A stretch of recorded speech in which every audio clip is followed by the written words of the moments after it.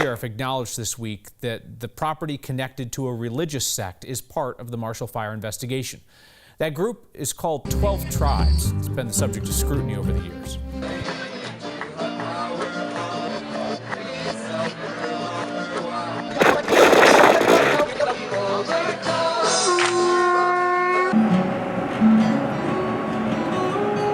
First impression here, they're definitely a cult. I've heard they're run by a cult. They are somewhat of an exclusivist, cultish presence. The fact that it's run by a cult makes it taste better. Intertwined with the Marshall fires that happened last year. So like if you argue against them, Yeah. and you're more intelligent than them, they'll kick you out.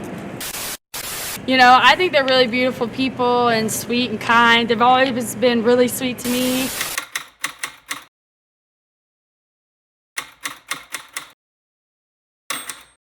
Really, there was a root problem on what was going on in the earth. Was people had a selfish nature, and we wanted to live a life that was selfless. You kill the selfish nature with your own will, your own volition. The word vanity actually it just means empty. It's just total emptiness. And I actually, what was in my heart was I needed to be saved. It's hard to explain because to the natural eye, it's like ridiculous. We do everything together. I mean, we eat together, we sing together, we pray together, we work together, we dance together. Right over there, not 50 yards away.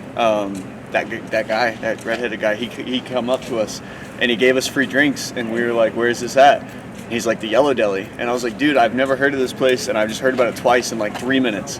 He's like, he goes, "Yeah, people say a lot of things. Some of them are true, some of them aren't." One of them overheard us talking to that guy, so then he comes up to us and he's like, "The Yellow Deli's a cult, don't go there." I don't necessarily think it's a cult. I think it's just a community of people that are living, alternatively and living in a actually way more harmonious way than most of us. Some come and they don't really understand, and they try to say they understand, and it's not quite right. And some come and they slander us. Yeah, they really say we hate our women and our children. It's not true. It's just lies. But to love others, you actually have to deny yourself.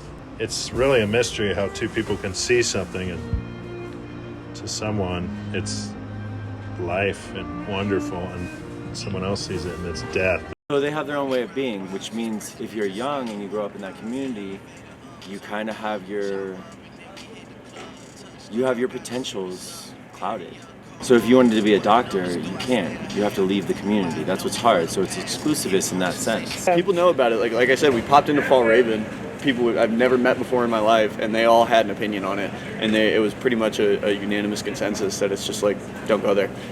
We speak to one another. We share what's on our hearts with each other. I had a family, and I had stuff I gave up to be here. I left them behind well, now I got mothers and brothers and sisters all around me all the time. You'll inherit all those things with persecution. So if you see persecution, it's part of the promise, actually.